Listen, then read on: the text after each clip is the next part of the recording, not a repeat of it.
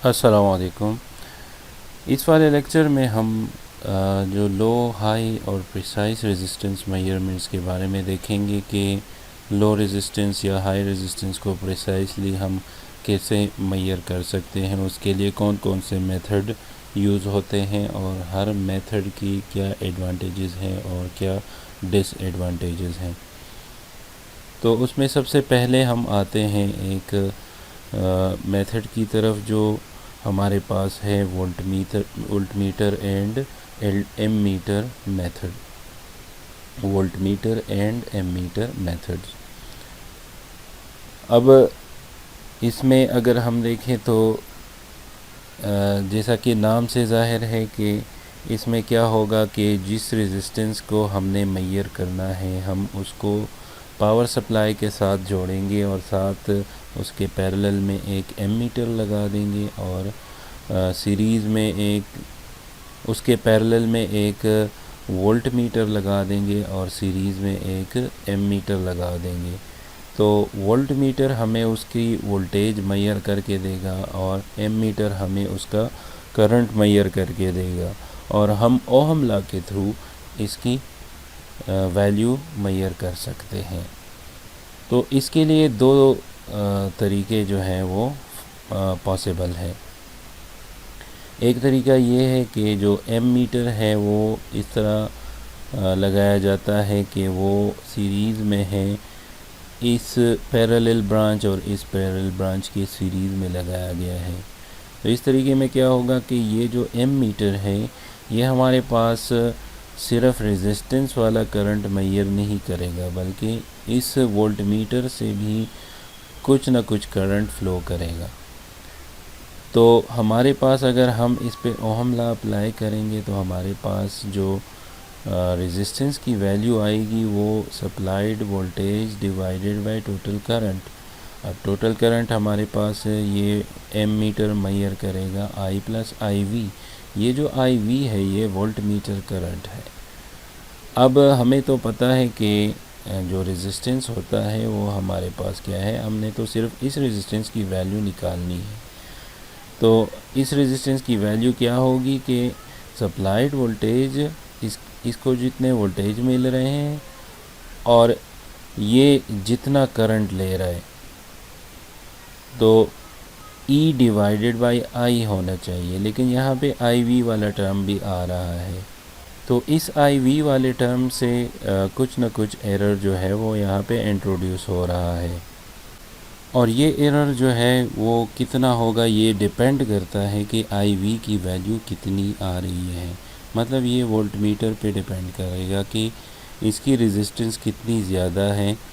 अगर इसकी रेजिस्टेंस बहुत ही ज़्यादा है तो IV की वैल्यू हमारे पास बहुत ज़्यादा स्मॉल होगी, तो एरर जो हमारे पास होगा वो हम उसको नेगलेक्ट कर सकते हैं। लेकिन अगर ये IV की वैल्यू जो है वो ज़्यादा है, मतलब या तो वोल्टमीटर की रेजिस्टेंस अपनी रेजिस्टेंस जो है वो कम है, ज़्यादा रेजिस्टेंस वाला वोल्टमीटर नहीं है, या ये वाली रेजिस्टेंस बहुत ज़्यादा बड़ी है, तो करंट जो है ना इन दोनों में डिवाइड होगा और IV की अच्छी खासी वैल्यू जो है वो वोल्टमीटर से गुजरेगी, तो उस केस में एरर ज़्यादा होगा। तो IV की वैल्यू पे डिपेंड करता है। अगर IV I से बहुत ही ज़्यादा स्मॉल है तो हमारे पास जो एरर होगा वो नेग्लिजिबल होगा, उसको हम नेग्लेक्ट कर सकते हैं। अदरवाइज़ ये हमें मेजरमेंट्स में एरर शो करेगा। इस प्रॉब्लम से बचने के लिए एक अल्टरनेटिव मेथड यूज़ करते हैं। उसमें क्या किया जाता है कि जो वोल्टमीटर की पैरेलल ब्रांच थी वो सप्लाई वाली साइड पे आ गई, मतलब एमीटर जो है वो डायरेक्टली रेजिस्टेंस की सीरीज़ में आ गया और इन दोनों के सीरीज़ कॉम्बिनेशन के पैरेलल में हमने क्या लगा दिया, वोल्टमीटर लगा दिया। तो इसमें वो करंट वाला इशू रिज़ॉल्व हो गया। अब एमीटर जो हमारे पास है वो I करंट मेजर करेगा, जो रेजिस्टेंस से गुज़र रही है उस करंट को मेजर करेगा। लेकिन इसमें एक और प्रॉब्लम आ रहा है कि यहाँ पे ये जो वोल्टमीटर है वो सिर्फ इस रेजिस्टेंस के अक्रॉस वोल्टेज हमें मेजर करके नहीं दे रहा, बल्कि इस मीटर में कुछ ना कुछ ड्रॉप होगा और वो ड्रॉप इसके साथ मिल के एक सम बना रहा होगा E प्लस EA। वो सम जो है ये वोल्टमीटर मेजर करेगा। तो हमारे पास इस सर्किट के लिए अगर हम देखें तो ओहम लॉ क्या बनता है, रेजिस्टेंस इसकी बनती है R is equal to E plus EA। तो अगर हम देखें तो इसमें भी प्रॉब्लम आ रहा है, क्योंकि R हमारे पास E डिवाइडेड बाय I होना चाहिए, और यहाँ पे एक और टर्म भी आ रहा है जो कि है EA, एमीटर वोल्टेज भी आ रहे हैं।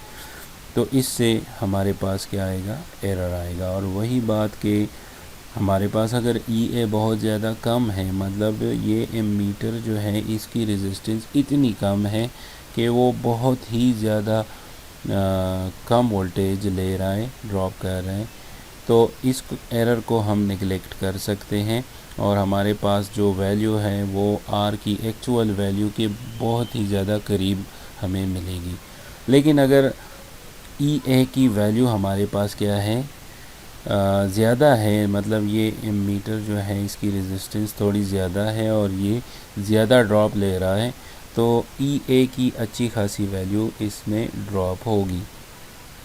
तो उस केस में हम EA को निगलेक्ट नहीं कर सकते, उसमें हमें वो एरर इंक्लूड करना पड़ेगा। तो इन दोनों मेथड्स के जो ड्रॉबैक्स हैं वो आप लोगों ने देख लिए कि एक में करंट वाला फैक्टर आ रहा है, जो वोल्टमीटर से करंट गुज़र रहा था, और एक में जो एमीटर का वोल्टेज है वो वाला फैक्टर आ रहा है, और दोनों में ये फैक्टर्स जो हैं एरर इंट्रोड्यूस कर रहे हैं। तो अब आते हैं इनकी कंपैरिजन की तरफ। तो जैसा कि हमने पिछले स्लाइड्स में देख लिया कि ये वाला सर्किट जो है ये एक्यूरेट है जब रेजिस्टेंस बहुत ही ज़्यादा स्मॉल हो। ये जो A में सर्किट दिखाया गया है ये स्मॉल रेजिस्टेंस के लिए ज़्यादा सूटेबल है, क्योंकि ये रेजिस्टेंस स्मॉल होगी तो वोल्टमीटर की अपनी रेजिस्टेंस बहुत ज़्यादा होती है, तो ये वाली रेजिस्टेंस बहुत ज़्यादा होगी, इसमें से बहुत ही ज़्यादा माइन्यूट करंट जो है वो इधर फ्लो करेगा और तकरीबन 99% करंट जो है वो यहाँ पे फ्लो करेगा। तो इस केस में हम IV को निगलेक्ट कर सकते हैं और ये उसमें हमें R के जो एक्चुअल वैल्यू है उसके क्लोजेस्ट वैल्यू जो है वो अचीव होगी। तो ये वाला जो सर्किट है जो हमने पहले मेथड में पढ़ा था, वो हमारे पास जब रेजिस्टेंस ज़्यादा स्मॉल हो, जो रेजिस्टेंस हम मेजर करना चाह रहे हैं वो बहुत ज़्यादा स्मॉल हो, तो उस केस में ये ज़्यादा सूटेबल है। और ये जो नीचे वाला सर्किट है ये हमारे पास उस केस में यूज़ होगा जब ये मेजरिंग रेजिस्टेंस जो है ये बहुत ज़्यादा लार्ज हो। तो अगर ये रेजिस्टेंस इस एमीटर की रेजिस्टेंस की निस्बत बहुत ज़्यादा लार्ज होगा, तो ये तकरीबन ज़्यादा वोल्टेज जो 99% वोल्टेज है या इससे भी ज़्यादा ये R जो है ये अपने अंदर ड्रॉप करेगा और एमीटर के अक्रॉस बहुत कम वोल्टेज ड्रॉप आएगा। तो EA हमारे पास बहुत ही ज़्यादा स्मॉल होगा और हम उसको निगलेक्ट कर सकते हैं। तो B वाला सर्किट जो है ये हमारे पास लार्ज रेजिस्टेंस के लिए सूटेबल है। अब आते हैं कि इन दोनों मेथड से हमारे लिए कौन सा बेस्ट होगा। तो ये डिपेंड करता है कि हमारी रेजिस्टेंस कितनी है। तो हमें तो पता नहीं होगा कि ये कितनी वैल्यू का रेजिस्टेंस है, लार्ज है, स्मॉल है। तो हम क्या करेंगे कि सबसे पहले जो कॉन्फ़िगरेशन A था हमारे पास उसमें हम उस रेजिस्टेंस को कनेक्ट करेंगे और एमीटर की इंडिकेशन को नोट करेंगे कि वो क्या वैल्यू दे रहा है। फिर उसके बाद क्या करेंगे कि जो वोल्ट मीटर है उसको हम डिस्कनेक्ट कर लेंगे, उसका एक टर्मिनल जो है वो सर्किट से निकाल लेंगे। तो उसमें फिर हम एमीटर को देखेंगे कि एमीटर में वोल्ट मीटर के निकालने से कोई चेंज आया है। अगर कोई चेंज नहीं आया तो इसका मतलब है कि ये जो IV है, जो वोल्टमीटर से करंट गुजार रहा है, वो बहुत ही ज़्यादा स्मॉल है और एमीटर में कोई करंट में फ़र्क नहीं आया। तो हमारे पास हम इस कॉन्फ़िगरेशन जो ए वाला कॉन्फ़िगरेशन है, हम इसी को यूज़ करते हुए रेजिस्टेंस को मेजर करेंगे। अगर हम देखते हैं कि एमीटर की रीडिंग में थोड़ा सा चेंज आया है जब हमने वोल्टमीटर को डिस्कनेक्ट किया है, तो इसका मतलब है कि IV की वैल्यू स्मॉल नहीं है, IV की वैल्यू ज़्यादा है, तो ये ज़्यादा एरर देगा। तो इसलिए हम फिर इसको कॉन्फ़िगरेशन बी में कनेक्ट करेंगे। मतलब हमारे पास जो रेजिस्टेंस मेजर होगी वो बी वाले सर्किट से ज़्यादा एक्यूरेटली मेजर होगी।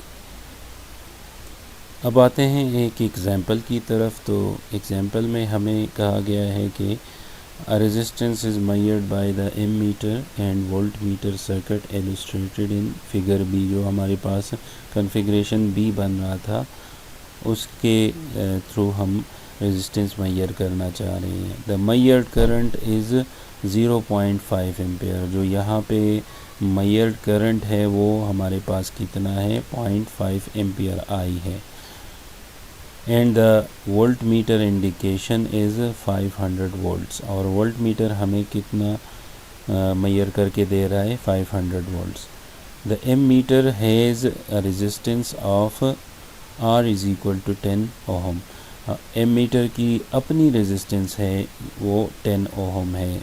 मतलब हमारे पास ये जो एमीटर है ये एक रेजिस्टेंस से अगर हम इसको रिप्लेस कर दें तो यहाँ पे 10 ओहम का रेजिस्टेंस आ जाएगा। And the volt meter on 1000 volt range has a volt meter on a 1000 volt range has a sensitivity of 10 kilo ohm पर वोल्ट। और ये हमारे पास जो रेंज है वोल्ट मीटर का वो 1000 वोल्ट है और सेंसिटिविटी 10 किलो ओम पर वोल्ट है। तो हमें R कैलकुलेट करने को कहा गया है। तो सॉल्यूशन की तरफ आते हैं।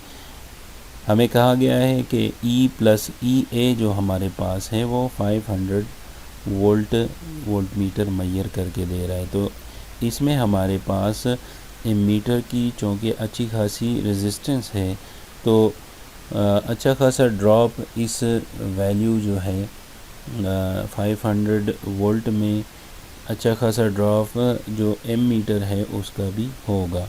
तो E प्लस EA हमारे पास 500 वोल्ट आ रहा है। जो करंट आ रहा है वो हमारे पास क्या है, 0.5 एम्पेयर एमीटर करंट मेजर करके दे रहा है।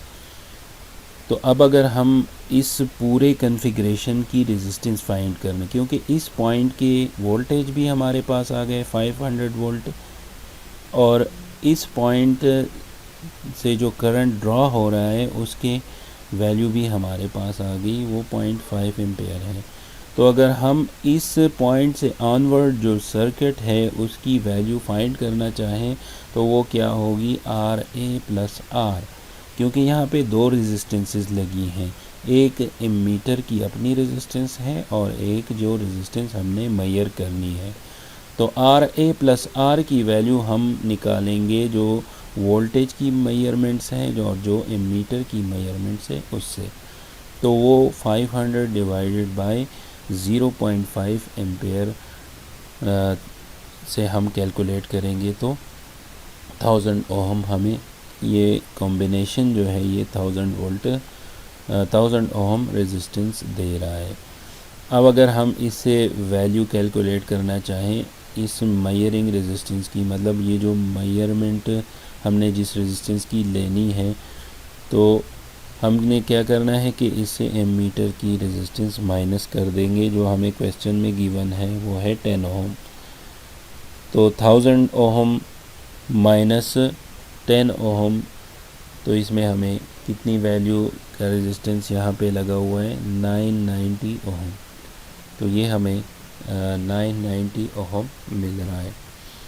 तो जैसा कि हमने थ्योरी में पढ़ा कि ये वाला कॉन्फ़िगरेशन हाई रेजिस्टेंसेस को मेजर करने के लिए ज़्यादा सूटेबल है। तो हमने एक लो वैल्यू, ये इतना ज़्यादा रेजिस्टेंस नहीं है, स्मॉल वैल्यू का रेजिस्टेंस है, तो इसमें अच्छा खासा एरर आ रहा है। 990 ओहम मेजर करके दे रहा है और एक्चुअल जो रेजिस्टेंस लगी होगी वो कुछ 1K की होगी। तो इससे हमें ये एरर मिल रहा है।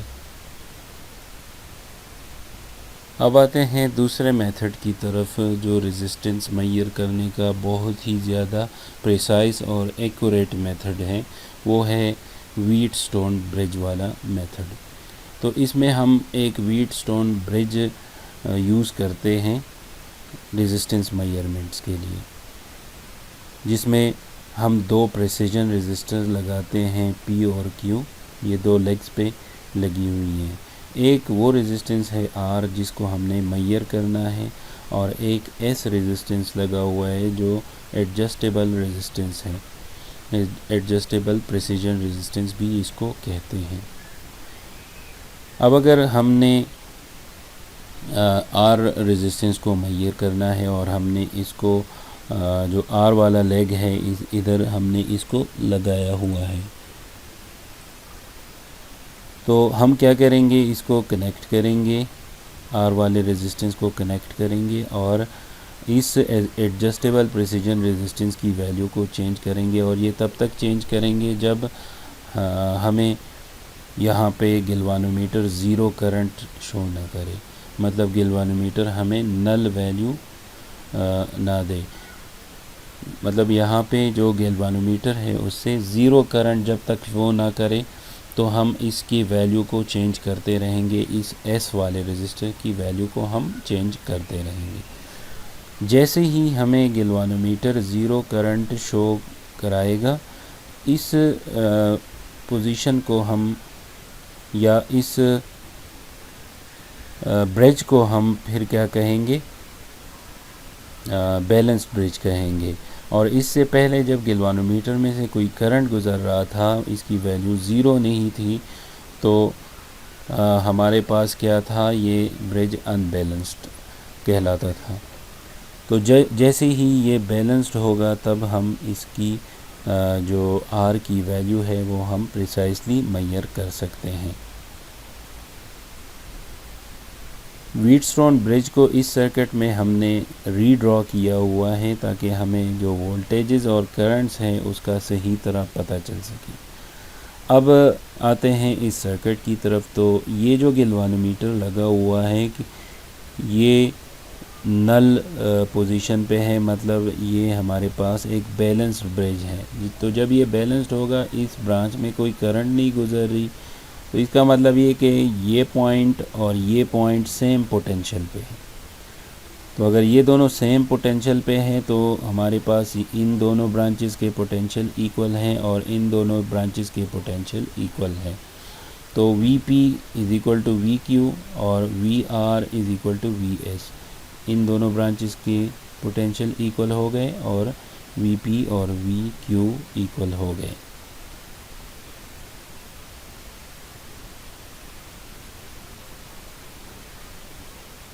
अब चूँकि यहाँ से कोई करंट नहीं गुजर रहा, तो जो I1 करंट है वो इस ब्रांच में फ़्लो करेगा और जो I2 करंट है वो इस ब्रांच में फ़्लो करेगा। इस ब्रांच में कोई करंट फ़्लो नहीं कर रहा। तो हम इन ड्रॉप्स को करंट्स और उसकी टर्म्स में लिख सकते हैं, रेजिस्टेंस की टर्म्स में लिख सकते हैं।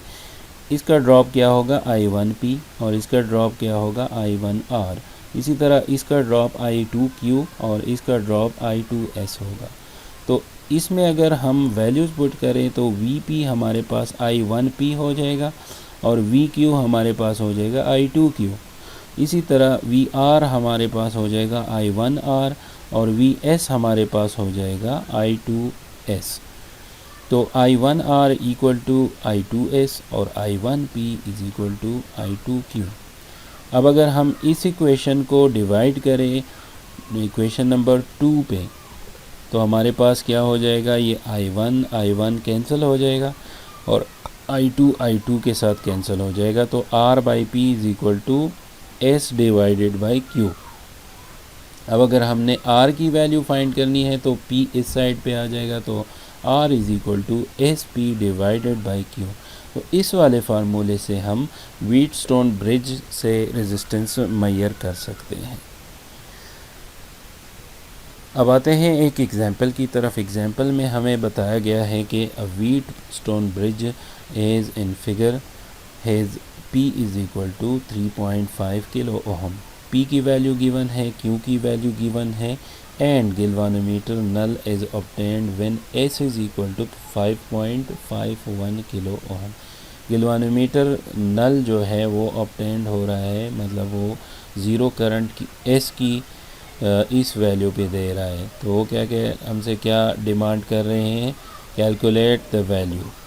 दूसरे पार्ट में हमसे डिमांड किया गया है कि determine the resistance measurement range for the bridge if S is equal to 1 kilo ohm और S is equal to 8 kilo ohm. मतलब अगर हम S को वेरी करें 1 किलो ओहम से 8 किलो ओहम के रेंज के दरमियान, तो हम इससे कितने वैल्यू की रेजिस्टेंस या कितने रेंज की रेजिस्टेंस मेजर कर सकते हैं। तो पहला पार्ट तो बिल्कुल सिंपल है। हमने जो फार्मूला डिराइव किया था R is equal to S P divided by Q, उसमें हम जस्ट वैल्यूज़ पुट करके वैल्यू निकाल सकते हैं। दूसरे पार्ट की तरफ अगर हम आए तो हम इसमें पहले क्या करेंगे, S is equal to 1 kilo ohm put करेंगे और उससे R की वैल्यू निकाल लेंगे। तो 1 किलो ओहम के लिए R की वैल्यू हमारे पास 500 ओहम आ रही है। और जब फिर हम इसमें इसकी वैल्यू 8 किलो ओहम पुट करेंगे तो उसके लिए R की वैल्यू हमारे पास 4 किलो ओहम आ रही है। तो अगर हम S को वेरी करें 1 किलो ओहम से 8 किलो ओहम के दरमियान, तो हम इससे मेजरमेंट की जो रेंज है वो 500 ओहम टू 4 किलो ओहम आएगी।